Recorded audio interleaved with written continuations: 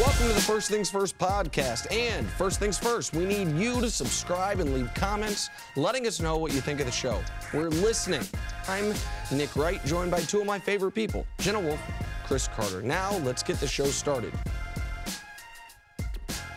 Well, hey there, everyone. Welcome to First Things First. My name's Jenna Wolfe. That's the Hall of Famer Cris Carter. This guy is Nick. You should have known better, Jenna. You tried to hand me a non-Sharpie writing utensil. What is happening on the set? There is too much paper. There's too much information. How's everybody? Good. Very good. Yeah? Good morning. I feel so much better than yesterday morning. Wait, why? Yeah, yesterday was weird. It was our first. Monday was the first day we ever have had off. I know. Since the show began. Felt weird. And so it was weird getting back into it. I felt like yesterday it was one of those days a little in a fog. Today's totally different. Santa Claus, the day after Christmas, he tired. Yeah. I was just tired. Yeah, you were tired? Absolutely. Just tired, but I feel I'm back to normal today. Absolutely. What you guys need to do after the show, come with me, go to the gym, knock out an amazing workout, have some breakfast, and it'll be great. Do you know I'm older than James Harrison? One of the things people don't often think about when they are up and moving quickly, address to address, is how fast they can get those new address labels for holiday cards. And I'm sure that's exactly what James Harrison is worried about right now. On Saturday, James Harrison got cut by the Steelers. On Tuesday, James Harrison got picked up by the Patriots. Pittsburgh to New England, new team, new town, and yes, new address labels. The 39-year-old linebacker is a two-time Super Bowl winner who can hip thrust about 1,000 pounds. That's right, true Nick? story. I saw the videos. Story. CC, does signing Harrison give the Patriots an edge if they face Pittsburgh now in the playoffs? And if so, how big of an edge? Well, this is the thing.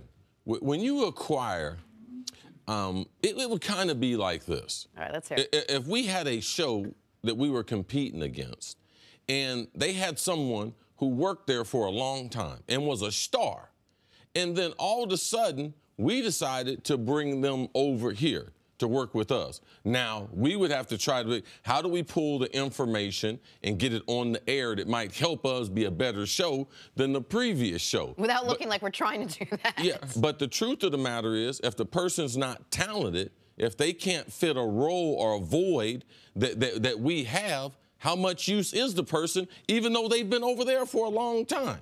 So my theory is with James Harrison, he knows a lot about the Pittsburgh Steelers. Okay. But is he a better player or a better option than what New England is presenting to the NFL now? And he really is. New England's outside linebackers are some of the worst outside linebackers I've seen with the Bill Belichick defense. I think I tweeted a couple weeks ago, this is the worst. I've never seen so many people run around the edge. It was during the Steelers game. Yeah. It was Le'Veon Bell. Now, if you ask with that 1,000-pound hip thrust, James Harrison, if you put him on the outside, you will not get outside of him. So I do believe it's not necessarily the information he has about the Steelers. It's about what can he do at 39 that would enhance this New England defense that is lack of overall talent, lack of overall speed, lack of ability to dictate to the defense. Now, James is very, very fortunate that he's played most of his career in a 34 front. So all the different variations that Belichick likes to run of a 34 front, James is pretty much going to know those things. So if I'm getting in a one-game single elimination playoff system, I want James Harrison on my team. And I know he's better than what they're offering. So I think it's a good signing.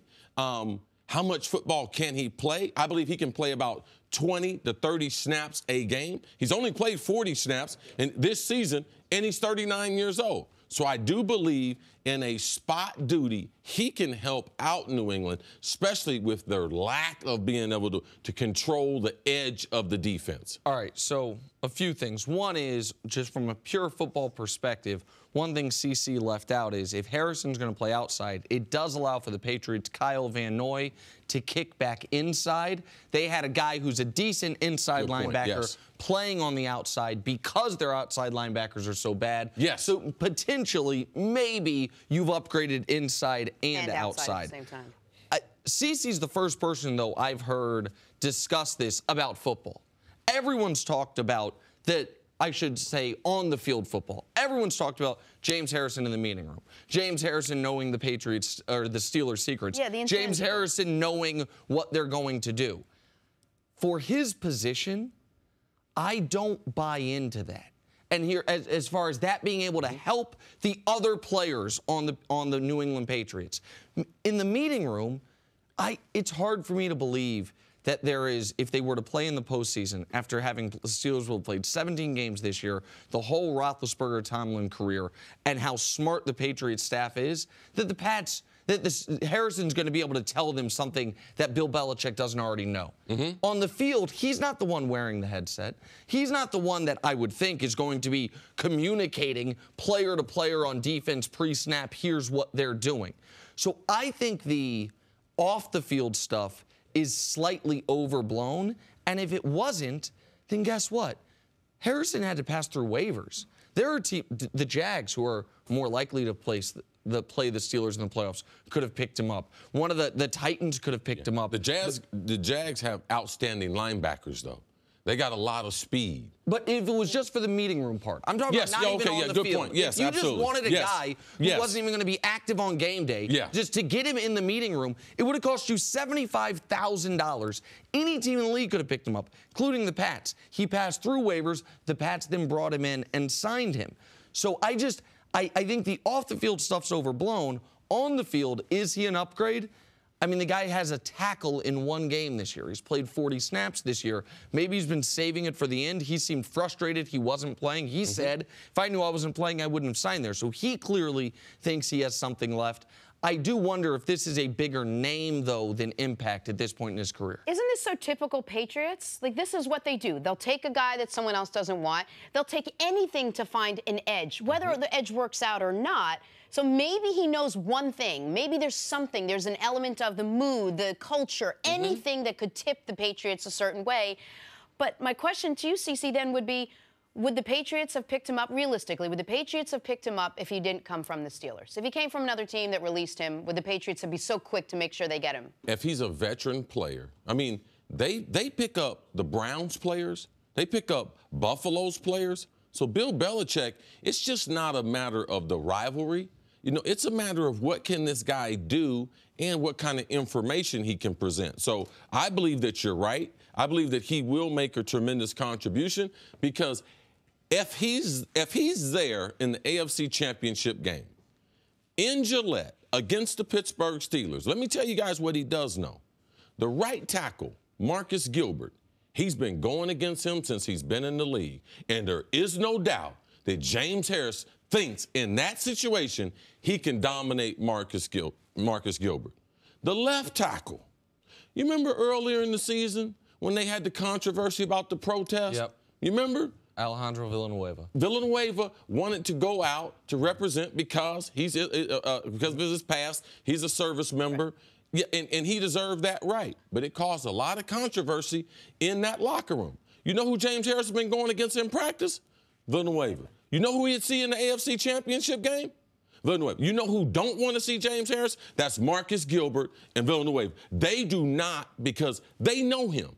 And if I was a player, I wouldn't want to go against a guy who's a legendary player going against him in a championship atmosphere for 50 snaps. Yes, I know he made one tackle, but his overall wisdom and knowledge of the game and his power, like, that's where he'll make a difference. And that is the reason why I believe Bill Belichick signed him was for that game, the AFC Championship game against that right tackle and against that left tackle. I think you're absolutely right. That's why Bill Belichick signed him. I just want to talk about this from the other side of it for a moment. So why would the Steelers release him? Because the Steelers, the moment James Harrison got released, dopes like me on Twitter were speculating, oh, the Pats will probably claim him for the AFC Championship game. Everyone thought the Pats will probably claim him. People were surprised when the Pats didn't immediately claim him and then waited to sign him. The Steelers had to know. The Steelers, more than any team in the league, have been focused on the Pats this year. The Steelers know the Pats linebacking situation. The Steelers just ran successfully on the Pats.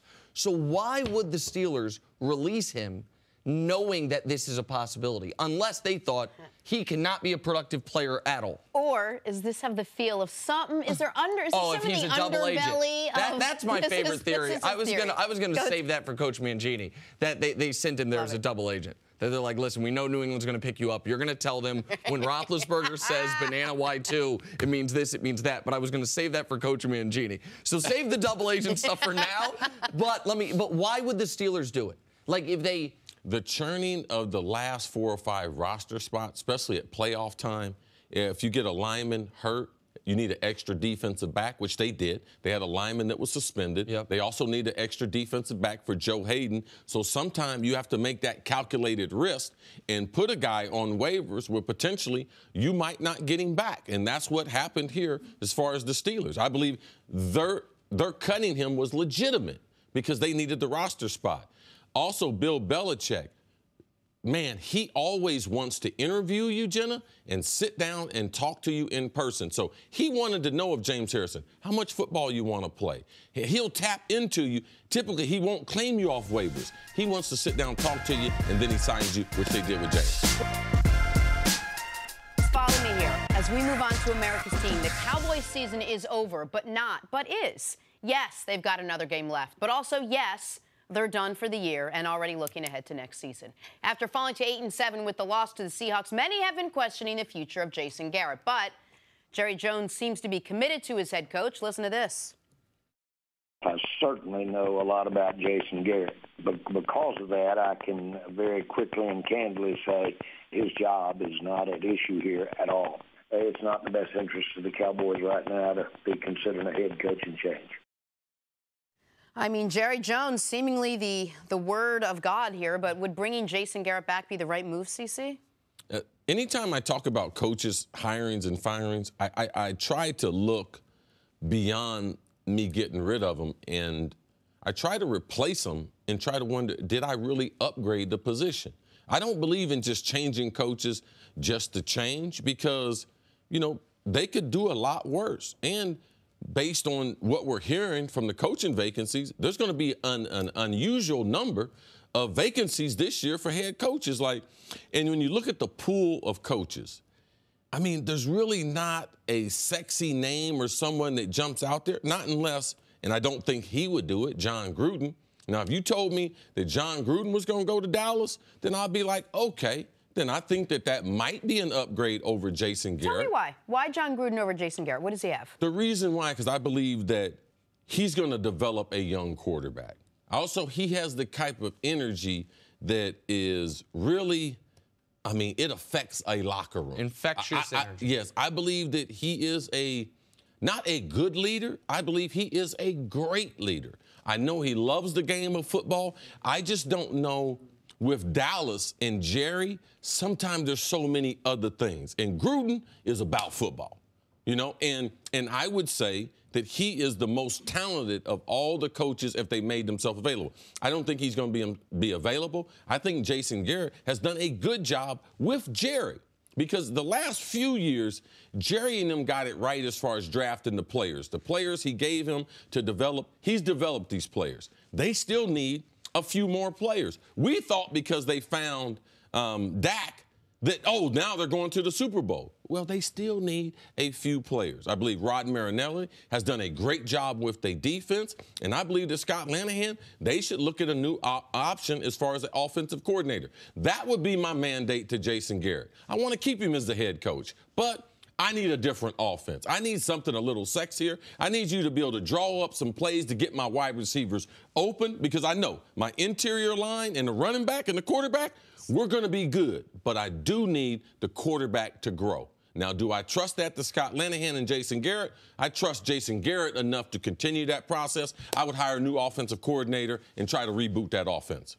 Here's the critical point that CC brings up about you can't just look at it as, do we want to keep Jason Garrett or get rid of Jason Garrett? It has to, if you're going to go with option B, you then have to discuss and you have to figure out and be right about who is replacing him.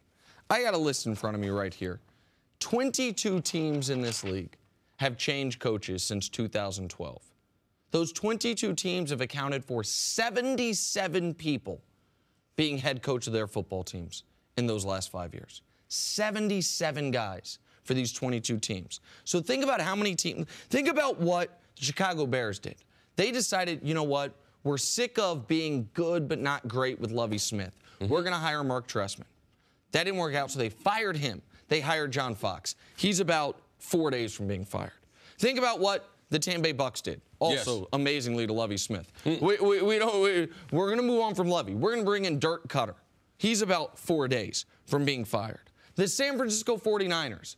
Jim Harbaugh can't get along with our management. We're going to hire Jim Tomsula. No, we're going to fire him, bring in Chip Kelly. No, we're going to fire him. Took them 3 coaches to get it right with Kyle Shanahan. The New York Giants, fire Tom Coughlin. Not good enough. Bring in Ben McAdoo. He's already fired. Because everyone's hoping for the Sean McVay, right? Everyone's hoping for the one unknown, the one guy, the diamond in the rough that you never thought that was going to work out. But of those 77 people, there's like one Sean McVay. Right. You go down the list and you're like, which of these teams? I mean, we can talk about the Raiders. The Raiders, who since John Gruden was their coach. They've had 9 head coaches since then. Wow. 9 head coaches since John Gruden was their coach back in 2001. So what you don't want to do if you're Dallas is get on this coaching treadmill. What you don't want to do, what you know about Jason Garrett is this. You're not going to have a bad season. You might have a mediocre season. Jason Garrett, since he's been there, has been at 500 or above every year, except for the year they were disastrous at quarterback because Romo got hurt. They were 4-12 once. Every other year, they have 3 8-8 years, 2 12-win year, or 13-win year, and then this year where they'll be 8-8 or 9-7. Like, I think sometimes great is the enemy of good. I know people say it the opposite. Good is the enemy of great.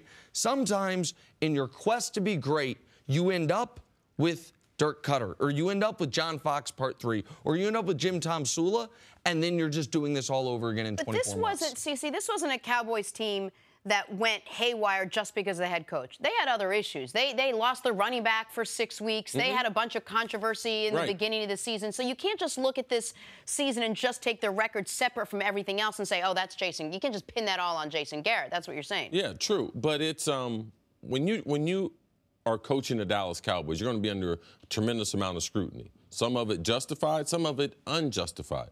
But Jason, to me, has proved he's more than a competent NFL leader. I just don't believe there's a lot of people that are born to lead an NFL locker room. You're talking about a very odd mix of 53 men coming from all different parts of the world, different understandings, and trying to get them on the same page, and with everything surrounding Dallas. There's always controversy in Dallas. There's always news as far as their players. Zeke, this is not new to Dallas, so you have to have a coach who can manage that. I'm going to give you guys a couple names who I believe they might not be available, but they are well suited. The number one candidate, I believe, even outside of John Gruden, is David Shaw of Stanford. Now, his biggest problem, his dad is Willie Shaw, great NFL coach long-term. I grew up with David, Minnesota. Willie was there. His wife and him feel like they have the best job in the nation in coaching at Stanford. And so their question is this job or is this place, a better life? So I believe he'll stay at Stanford. And until he wins, Jim Harbaugh at Michigan. Now, what if he took over the Dallas Cowboys? Now, that would be something that I would look at. And that's another guy that's great with quarterbacks. At least, that's I know at Michigan he hasn't had the quarterbacks, but we saw Kaepernick with him, without him. I want to defend Jason Garrett on one thing. Because Jason Garrett's not the best clock management guy in the league, but he's not the worst. Jason Garrett is not the best offensive guru in the league, but he's not the worst. There's a lot of guys who are just awful at these things. The knock on Jason Garrett is, he has the job because he's going to listen to Jerry. Here's a news flash for just people in America. Right. Everyone listens to their boss. This idea that there are all these head coaches that would go rogue against the owner. Ron Rivera, tremendous job security. They just got a great win this week. You know how he broke down the team? 1, 2, 3, Mr. Richardson. Why is Mr. Richardson in the news? He's selling the team because of a racist, misogynist scandal.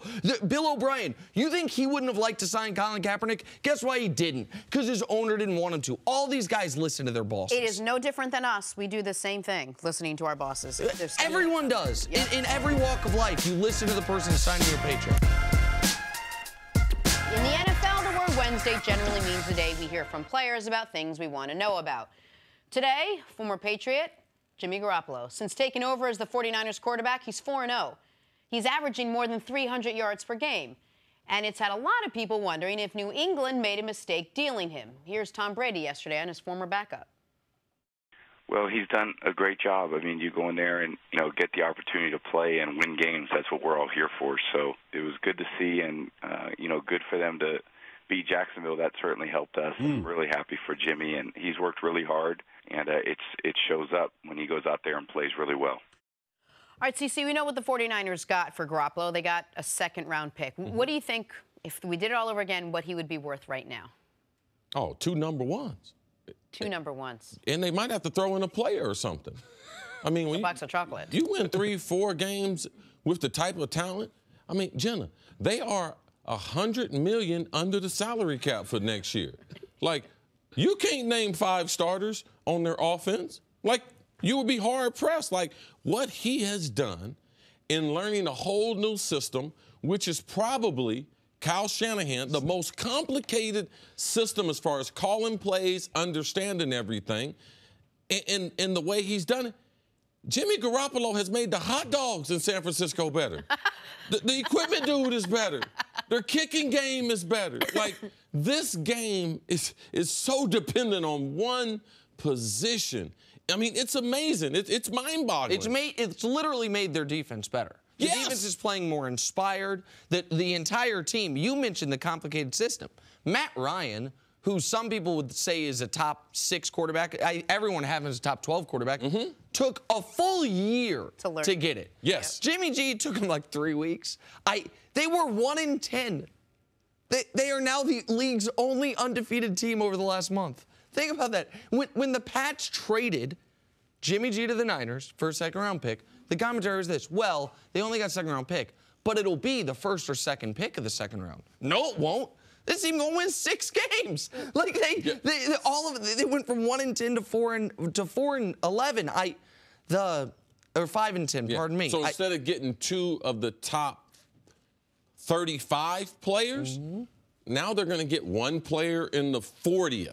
Right. Did the Patriots not know this? They saw him every day. Nick, what happened? Well, I think that the Pats, there's a few things that happened. He has the same agent as Brady, and he didn't want to go to the Browns. Yep. And so they weren't going to deal with that, what it could do with Brady and the politics of that. All right, just like Josh Rosen. Josh Rosen don't want to go to Cleveland. He hadn't said their name. Now, Garoppolo, because of his agent and because he did have some cachet of being in the league, he said their name in private. Now, the quarterbacks, there's such an image-conscious position that it wouldn't have looked good for Jimmy G to say, I don't want to go to Cleveland. Like, even because people would say, like, man, you're taking over a franchise. You should embrace that. No, he did the right thing. No, I want to go somewhere else. I want to go where the general manager got a 5-year contract guarantee. I want to go somewhere. Head coach got 5 years guarantee. I'm going to trust my future more in John Lynch than I am with someone in Cleveland, which I know it's going to be someone different. So I think behind the scenes, they did the right thing. New England, they had to get rid of Jimmy G. They had to because he was going to be a free agent. Well, so here's the thing. Some people are going to look at this and say New England must not have known he was that good. Or they knew he was amazing, and that's why they could have gotten more for him if they traded him this offseason. It wasn't just Cleveland that would have offered him something. They could have gotten more trading him this offseason.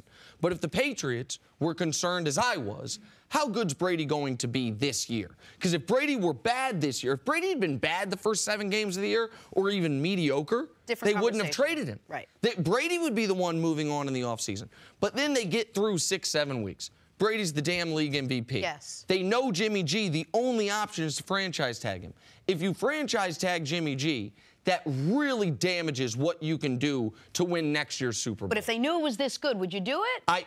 If you knew you got to. Right. Okay, so they didn't know he was They didn't know he was quite this good. I think they knew he was really good. No one knows that. I think they had plenty of confidence. But look at New England. New England's got 3 starting quarterbacks in the NFL. They got Tom Brady. They traded Jacoby Brissett to Indianapolis, and now they got Jimmy G in San Francisco. I think New England, just like the other positions, they got that position figured out how to coach up the talent so that the kids can be successful, well, they're men now, but how they can be successful in any system, because that's what we're seeing. Well, and the other thing New England did, which is interesting here, if you look at the NFC, okay? The NFC, we're about to have a changing of the guard at the quarterback position, conference to conference. Yes. For 15 years, the AFC was the dominant conference quarterback-wise. Peyton Manning's there, Tom Brady's there, Phillip Rivers is there, Ben Roethlisberger's there. The only, like, stable quarterbacks in the NFC during that time, Drew Brees and Aaron Rodgers. Other teams have had turnover. Yes. Right now, that's about to change. And in the NFC, you look at it. What teams would have been in the market for a quarterback? It really, amazingly, was just the Cardinals and the Niners. Seahawks, Rams got their guys. Yep. Every team in the NFC South thinks they have their guy. The Bears just drafted a guy. So if you're the Pats and you do think Jimmy's not this good, but really good, send him to the other conference. Don't have to deal with him. You know what I mean? So guess what, Jimmy? We'll play you once every 4 years, and if you make a Super Bowl, and we happen to as well. And there weren't a lot of teams. Now, the team that's got to be killing themselves is Arizona. Arizona's got to be thinking, you got to be kidding me. Like, we could have gotten this guy, and we didn't get this guy. You asked what it was worth. Would the Niners right now trade him to Cleveland for the first overall pick? No. Absolutely not. Heck no. Right. Wait, last question quickly before we go to break. You said they could have gotten so much more for him at the end of the season if he was a free agent. Why didn't they just do that? No. They would have had this at the end of this last season. They could have gotten more. This season, last season they could have. This season he's a free agent. They couldn't get anything. He can go wherever he wants. And I believe they rejected better offers early. The Vikings currently have the best odds to win the NFC Championship and to make it to the Super Bowl, which will be played in Minneapolis this year. No team's ever played a Super Bowl in its home stadium. The Rams, Eagles, and Saints are all tied for the second best odds. All of these teams seem to be pretty evenly matched. So, CC, which team is the best in the NFC? Well, after those 4 quarters against Oakland, I knew Minnesota was very close to the Eagles. It's just a matter of which backup quarterback do you have more faith in? And right now, your guy, Jenna, Case Smoking Keenum, is hot. Guy, I mean, he's hot. And it was good to see him get the win in Green Bay because he had never played in below freezing temperatures. So giving him that exposure, even though they were without Aaron Rodgers, the team has a tremendous amount of confidence in him. He's undersized. He's like Drew Brees and Russell Wilson, the combination of them. And he's made so many plays that the team has a lot more confidence. And I believe their defense is better. So do I believe the Vikings defense can shut down Nick Foles and that offense in Philadelphia in the NFC Championship? Yes, I believe the Vikings and/or the Rams are 2 better teams than they. Now, can the Eagles make it to the Super Bowl? Yes, but that quarterback and his inability to be consistent, that's the reason why backups are backups. I have more faith in your boy, Case, than I do in Nick. So, not you, Nick. No, I understand. Not I know today. what you mean. Yesterday, maybe a little bit yesterday. Yesterday, yeah. All right, yeah. I think it's the Los Angeles Rams.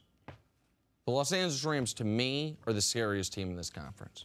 I love... Scariest and then best, they might be different. First of all, you're absolutely right. They are different things, so let me rephrase it. I think the Rams are the scariest and the best team in the conference. I think they are the team that, in the playoffs, in my estimation, to make the Super Bowl, you need to be playing your A-level game. And I don't think there's a team in the NFC whose A-level game can beat the Los Angeles Rams. I think what they have right now with Todd Gurley has made the passing attack a luxury. I think that defense absolutely will travel, and they are looking at, unless they face the Eagles, which right now they're the 3 seed, so they would only face the Eagles in the conference championship game, they're not looking at a bad weather situation. First game they play would be at home. Second game they played would be in Minnesota. It would look like that's a dome. New Orleans plays in a dome. Carolina has good weather. I think the Rams, what they've shown me their upside, I understand why the Vikings might be the most consistent team. But while most dangerous is different than best is different than most consistent, the Rams are the team to me that right now I look at and I'm like, wow. if I dedicate my time to stopping Todd Gurley, Jared Goff and that passing attack led by Sean McVay is going to cause problems. Defensively, they have the best defensive player in football right now in Aaron Donald. Where's their defense ranked, though?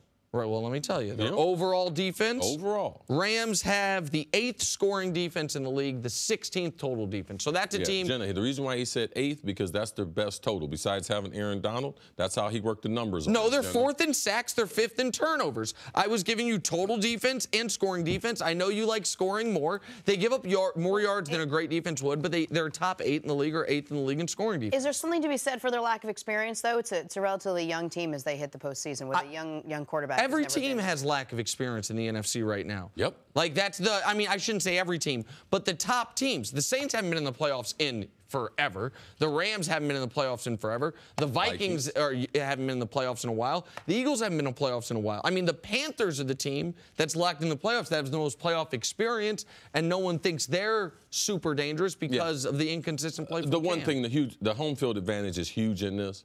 Now, if L.A. can avoid cold weather is real for them. The Eagles and the Vikings are a combined 15-1, I think, in home field. I think both of those home fields are significant, even though you think that the Rams playing inside Minnesota because it's good weather, that crowd is going to be ridiculous. Because the path leads Minnesota, bye week, then Minnesota for the Super Bowl.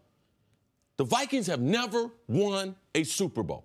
Now, if you think that that's going to be an ordinary crowd in the divisional game or the NFC Championship game, you are mistaken. The Eagles will get behind Nick Foles, at least for the first half. If he ain't playing well the first half, they will boo him out of that place in the second half. So I believe Minnesota has a better fan base and crowd to be able to control the Rams than the Eagles will, because those fans, I was with the Eagles. I was warming up with Randall Cunningham on the sideline. People were cussing me out, booing me. I was like, hey, buddy, the game hadn't even started yet. So that's the kind of fans they have. Let me ask you a question real quick about one of the things about the Rams. Sean McVay said this week he's going to rest guys. Now, the Rams, they can't get the 2 seed. They are either going to be the 3 or the 4 seed. The difference is, if you're the 3 seed, you are guaranteed that you wouldn't be going to Philadelphia in round 2. 4 seed, you could be going to Philadelphia in round 2. Does it surprise you that he'd be resting guys in week 17? I think that when you have someone like Todd Gurley, and also you know your roster, you know which guys have been barely hanging on. You have to do what's best. He's there every day. He has made some great decisions. You know what I'm going to do, Nick? I'm going to depend on the guy that's watching them every day. All right? He's made all the right moves. He's got Wade Phillips. There's no one got more experience than Wade as assistant head coach talking in his ear. Yes, this is the right move because he knows where guys are and what stage they're at and how much rest that they need. When you don't have the bye week, you have to take week number 17 to try to make that your semi-bye week. You know what the NFL is missing? The NFL is missing an outspoken rookie quarterback. Well, good news for us. Looks like we're getting... Oh, I have to be quiet because his ears, he can hear me. That dude got some satellites on that here. Looks like we're getting one next season. Josh Rosen sat out UCLA's bowl game against Kansas State last night, but he didn't sit out the press conference, and he says he'd rather go lower in the draft to the right team than go higher in the draft to the wrong team. Dear Cleveland Browns, did you hear that? Nick, what was your reaction to this? I have no problem with it whatsoever. We have seen Eli Manning do this, Eli Manning's father most notably do this, I suppose, Archie, and say, this is where we want to go. Like, period. Now, he was very specific. It was, we do not want to go to San Diego. We're not going to San Diego. We don't like the way they've treated first-round picks in the past. Not doing it. Josh Rosen's been a little more vague. It does appear that he's saying, like, Cleveland, chill. Don't need that in my life. There's a lot of places I'd love to go. Cleveland's not one of them. Yes. But it is very rare in this sport for a player to have leverage. In the NBA, you see it all the time. In Major League Baseball, you see it quite often as players get older. In the NFL, it is exceptionally rare that a player has leverage at any point in their career, much less a young player. If Josh Rosen is right and he can affect where he goes, CeCe's taught me 99% of the players in this league are system players. Want to be in the right system with the right coach, the right franchise. good luck and God bless, young man. I don't know if it'll work. It's not going to work. Because if I'm Cleveland, I'm not doing what I've done in the past. If I think he's the top-rated guy, I'm selecting him anyway. What you going to do? You decided you wanted to leave college. You know, when you decide to leave college, you know what you said? I want to be a professional. Well, you know what they have in professional football? They have the NFL draft. You know how the NFL draft works and what keeps the competitive balance? The teams with the worst record, there is no lottery, no balls popping up. The teams with the worst record, that's how we select. From worst to the best. And there's nothing Josh Rosen can do about it if they pick him? There is nothing. He is going to be stuck in Cleveland. Now, he doesn't have the situation that Eli Manning. Eli Manning had other competent quarterbacks that were very highly rated that were close to him. Also, Eli Manning was very fortunate that the Giants decided to let's trade for him. Because if that hadn't happened, the Eli Manning situation, his career, could be totally different. So Josh does not have the leverage that he thinks he's got. All right? All he's got is his opinion. If the Cleveland Browns, they hold all the cards. If they want to draft him, there is nothing he can do, all right? He can't re-enter the draft next year, all right? They hold his rights. The obvious question then would be, if Cleveland knows this, then go get Sam Darnold. Go get a guy who actually would play for you. Why would you want a guy on your team who you know doesn't even want to play for you? Listen, if I pay you, you know what you're going to do, Jenna? You're going to show up to work and work, all right? He has no leverage. Well, here's what... Draft the best player, Cleveland. Here's what while he doesn't have leverage per se, as far as he cannot, if they do draft him, there is nothing he can do other than decide not to play pro football. What he can do is try to make every tie go to Sam Darnold. I don't want to play for you. I'm not going to interview with you. I'm not going to work out for you individually. He can do things. We see NBA guys do this all the time, CC. We saw the Josh Jackson. Right. Tell me the last NFL guy. All right? Tell me the last NFL guy did this. Right. Eli, wasn't it? It was Eli. That was like 15 years ago. Eli had his brother in the league. Eli has a dad. All right? They are the first family of the NFL. His dad orchestrated this behind the scenes. And they got an olive branch by one of the great organizations, the Giants, who decided to reciprocate and be involved in this process. You clearly don't think this will be effective. Do you have a problem with him doing it? With him trying to avoid? And again, we are speculating it's Cleveland. Yes, he's a kid. He don't know no better. Like, he would like to control, but he don't have no control. So all this is hot air. Of course, everyone wants to go to a good team. No one wants to lose, but I mean, to me, I'd be careful because he's on UCLA. They don't have no great team. He didn't carry that team. How are you going to carry an NFL team? So trying to be like, oh, I'm that good that I want to play certain places, you need to get in where you can fit in, son. I agree with the sentiment that you don't want to make it appear as if wherever I go, the franchise is going to be fixed. Like I'm the guy, so I should just get to say I'm going to play for the Arizona Cardinals. I understand that. But I do get a guy trying to say, man, there is one team in the league that is a punchline every year. There is one team in the league that continually fires coaches. One team in the league that has failed at developing a quarterback for as long as literally Josh Rosen has been alive. And how much have we talked about, you know, Dak was in the perfect situation. Carson Wentz now is in a great situation. Jared Goff looked like a bust, then all of a sudden didn't. Like, I don't believe. What was the state of New England when they drafted Tom Brady? They had Drew Bledsoe. Mm-hmm. They had Bill Belichick. What was the state of the franchise, though? How many playoff games had they won? How many Super Bowls had they won? They had been to a Super Bowl in the last 6 years when they drafted him. Right, but how much history did they have of Not success? Much. Oh, okay, thank you. But what happens to the guy who is that type A personality and say, you know something, man, no matter where I go, I'm getting ready to win. All right, now for me, I would like to hear more of that. I don't care where I go. I'm getting ready to win no matter where I go. If I'm the top player in the draft, because that's what they're going to all start saying now. The top 5 players, oh, I'm the best player in the draft. Well, if you are that type of player, you should be able to go anywhere. Yeah, I understand your right to free enterprise, all that stuff. But listen, you don't have a right to play in the NFL. It's a privilege to play in the NFL. You don't think he looks at DeShone Kizer and says, well, DeShone Kizer could have played somewhere else, and now he got here, and now he's getting bumped, and he had a great college career. Now what's going to happen to him? Because DeShone Kizer was in the second round, all right? So his ability to be able to dictate where he wanted to go. Deshaun Kaiser shouldn't have left college. That was his problem. He should have stayed at Notre Dame.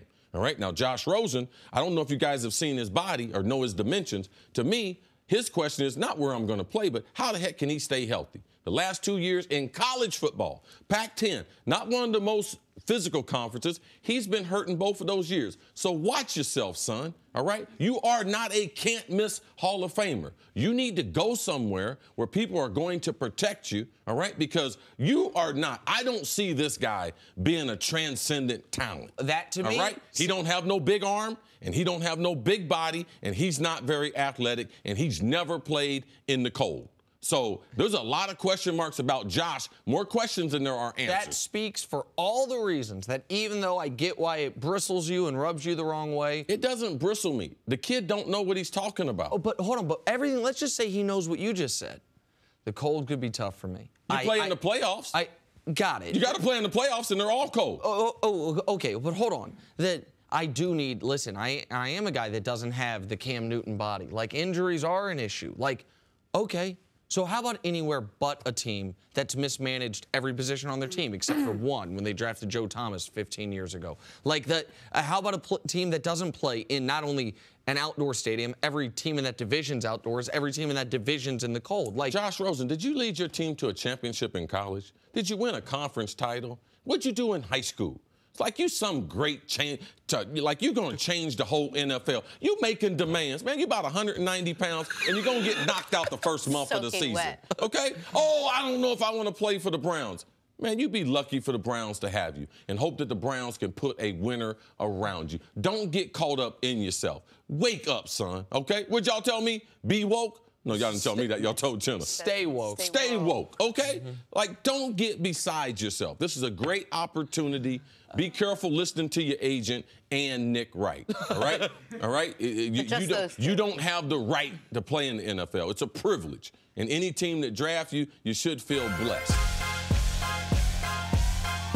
I'm Jenna Wolfe, and thank you for listening to the First Things First podcast. Make sure to subscribe and tell your friends, family, and coworkers about the podcast, which, by the way, is available on iTunes and all your favorite podcast apps. You can catch a fresh new episode every Monday through Friday on FS1, starting at 6:30 a.m. Eastern, 3:30 a.m. Pacific. So long, everyone.